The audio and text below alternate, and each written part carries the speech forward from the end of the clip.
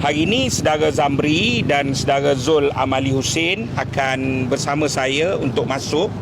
Dua laporan polis dibuat. Kenapa dua laporan polis dibuat? Kerana kedua-dua mereka menemui beberapa orang sumber yang berbeza untuk mendapat dokumen. Okey. November 2022, rejim campuran hanat Harapan Nasional ini telah melancarkan fitnah terhadap bekas Menteri Alam Sekitar Tuan Ibrahim Tuan Man yang kononnya meluluskan 7 bilion. Ketika tu ada pilihan raya dan mereka serang.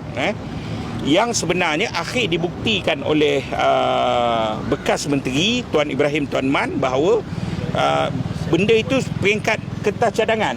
Tidak ada benda yang award, tak ada SST yang keluar dan sebagainya.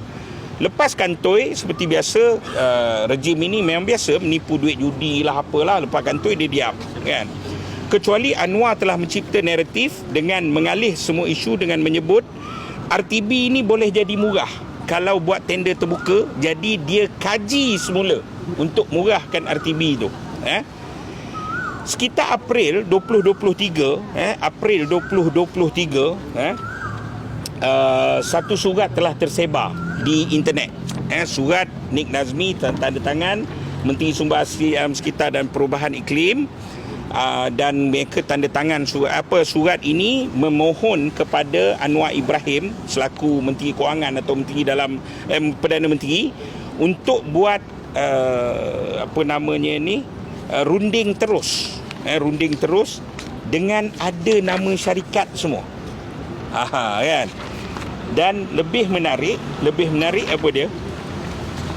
Daripada kamu tuduh Tuan Ibrahim Tuan Man 7 bilion, kamu kata nak bawahkan dengan buat tender terbuka kononnya, tapi akhirnya keseluruhan projek tersebut bernilai 16.639 bilion. Dengan siap ada apa? Siap ada bajet 500 juta, 500 juta pasukan khas projek Tebatan Banjir off budget Jabatan Perdana Menteri. Ini apa kejadahnya, kan? Tak apalah. Tapi tumpuan kita apa? Tumpuan kita, setelah kita teliti semua dokumen yang kita ada, kos ini naik sebab apa? Sebab dia perlu membayar rasuah. Jadi nak bayar rasuah, aku naikkan. Jadi syarikat yang dapat kena keluarkan sebahagian daripada duit itu untuk bayar rasuah. Kan? Jadi antara pembayaran rasuah yang dibuat ialah contoh dia, saya sebut dia buat rasuah dia begini. Dia buat perjanjian lawyer. Tajuk projek semua ada. Kan? Macam mana lawyer, orang yang buat perjanjian ni boleh tetapkan syarikat tertentu dapat, ataupun boleh memberi syarat ada perjanjian sebelum projek itu dianugerahkan. Contoh dia ialah projek kolam takungan dua fungsi untuk bekalan air Tebatan Banjir Sungai Rasau Selangor bernilai 1.353 bilion. Buat perjanjian tepi, 3% perlu dibagi kepada Bongsu bin Ali dan CMA Global sebagai fee perunding cara. Fee perunding cara. Duit masuk ke akaun lawyer. Duit masuk akaun lawyer, kemudian lawyer akan bayar persen-persen tertentu dan cara-cara pembayaran semua dibuat, semua dinyatakan. Dan saya bagi tahu bahawa bila kita buat carian, Bongsu bin Ali ni siapa?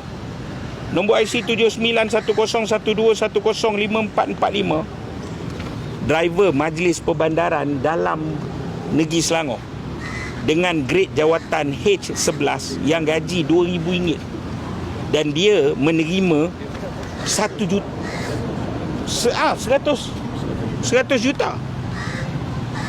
Dan ini benda mengarut, kan?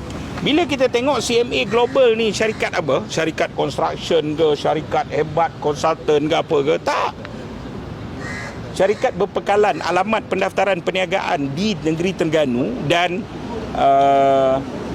dia kosmetik, jual kosmetik, alat kecantikan, ya. Dan ini benda mengarut. Rasuah telah diinstitusikan di bawah kerajaan Madani Munafik ini, kan? rejim campuran harus ambil tanggungjawab benda ini. Sebelum ini duit tepi, under table, dalam duit dan sampul surat apa semua, now dah ada perjanjian, rasuah telah diinstitusikan. Dan kita bagi tahu, saya ulang sekali lagi, kita bukan saja ada ini, dokumen ini, kita juga ada dokumen benda yang sama dibuat dalam projek sekolah, benda yang sama dibuat dalam projek hospital. Dan kita dah dapat senarai dan kita ada dah hampir lengkap dokumen kita.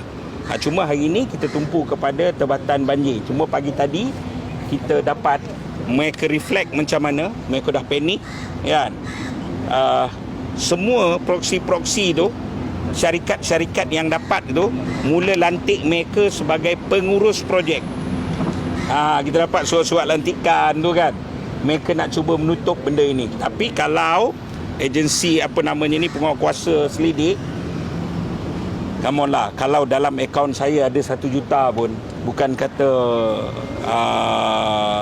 kerajaan pelik, saya pun pelik. Ini kan pula orang yang bertaraf macam ini apa semua kan. Dan negara ni ada undang-undang, negara ni ada hukum, tapi teruk dilacurkan oleh orang bernama Anwar Ibrahim dan kerajaan rejim campuran ini.